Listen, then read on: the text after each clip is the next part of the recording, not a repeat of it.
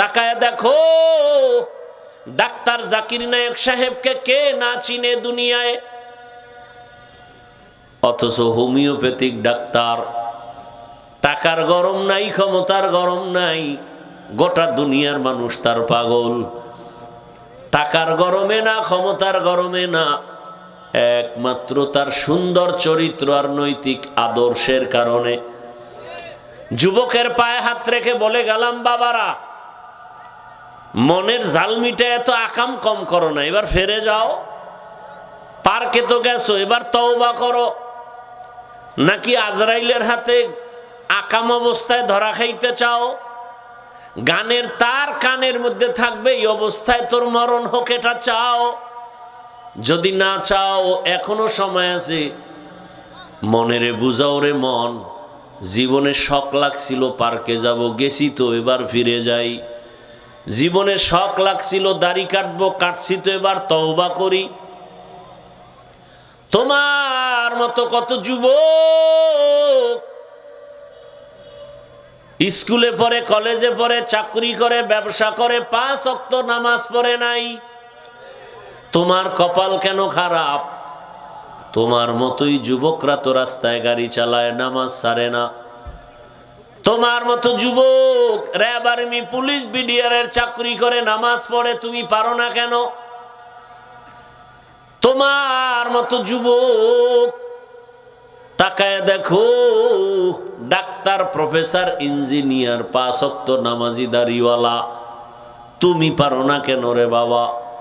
তোমার মতো যুবক কৃষি কাজ করে, নামাজ পড়ে, নদীতে মাছ ধরে, নামাজ পড়ে, সংসার করে, নামাজ পড়ে, শ্রমিকের কাজ করে, নামাজ পড়ে, তুমি কেন পারবা না রে বাবা?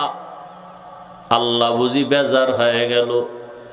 এখনো সময় আছে, তওবা করে নেও।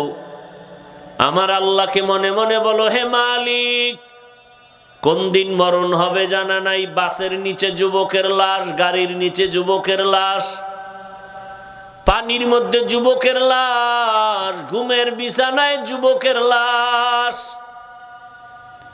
কোন দিন মরণ হবে জানা নাই, আর গুনাহ নিয়ে কবরে যাব না।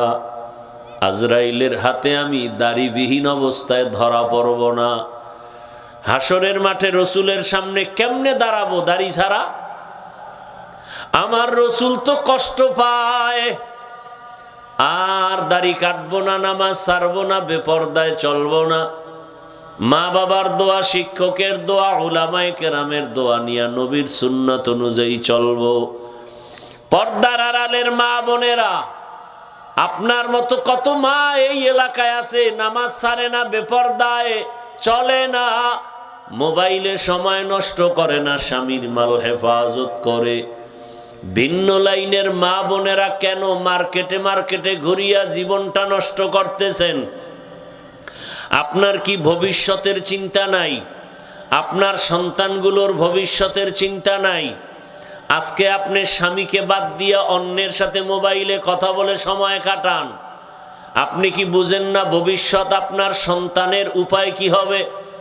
আপনি মরিয়া গেলে এই সন্তানগুলো আপনার জন্য তো বরদোয়া করবে, বলবে আমার মা খারাপ ছিল, বাবা খারাপ ছিল, আমার মা বাবা আমাকে মোবাইল দিয়ে নষ্ট করেছে, আমার মা বাবায় নামাজের দাওয়াত দেয় নাই, কোরআন পড়ায় নাই।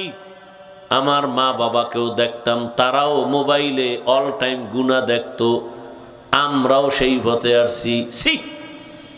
সন্তান যদি মা বাবাকে ধিক্কার দেয়, এই মা বাবা দুনিয়াতে বেঁচে থেকে লাভ কি?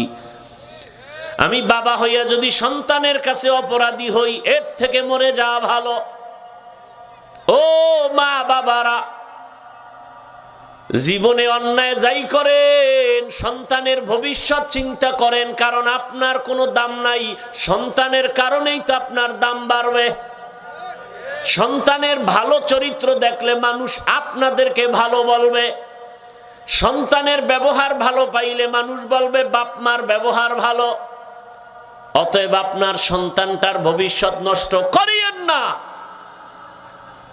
ও মা, সন্তানের ইজ্জত নষ্ট করিয়েন না, বরং এমন আদর্শ দিয়া যান সন্তান যেন গর্ব করে আমার মায়ের থেকে আমি কোরআন শিখছি, আমার মা আমাকে আলিফ বাতা শিখাইছেন, আমার মা আমাকে আল্লাহ আল্লাহ নাম শিখাইছেন, আমার মা বাবা আমাকে সালাম শিখাইছেন, আমার মা বাবা কারো সাথে গালি দিতে নিষেধ করেছেন, আমার মা বাবা আমাকে মিথ্যা বলতে নিষেধ করেছেন।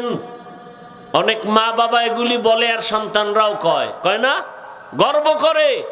আমার মা বাবাকে দেখছি কোনোদিন ঝগড়া করে নাই, আমার মা বাবা কোনোদিন মানুষকে গালি দেয় নাই, আমার মা বাবা কারো সমালোচনা করে নাই, আমার মা বাবা কখনো মোবাইলে নষ্টামি করে নাই, আমার মা বাবা কোনোদিন বেগানার চেহারা দেখে নাই, বাবাও কোনো মেয়ের চেহারা দেখে নাই, মাও কোনো ভিন পুরুষের চেহারা দেখে নাই, মোবাইল চালাইয়া মা গুনাহ করে নাই, সময় নষ্ট করে নাই।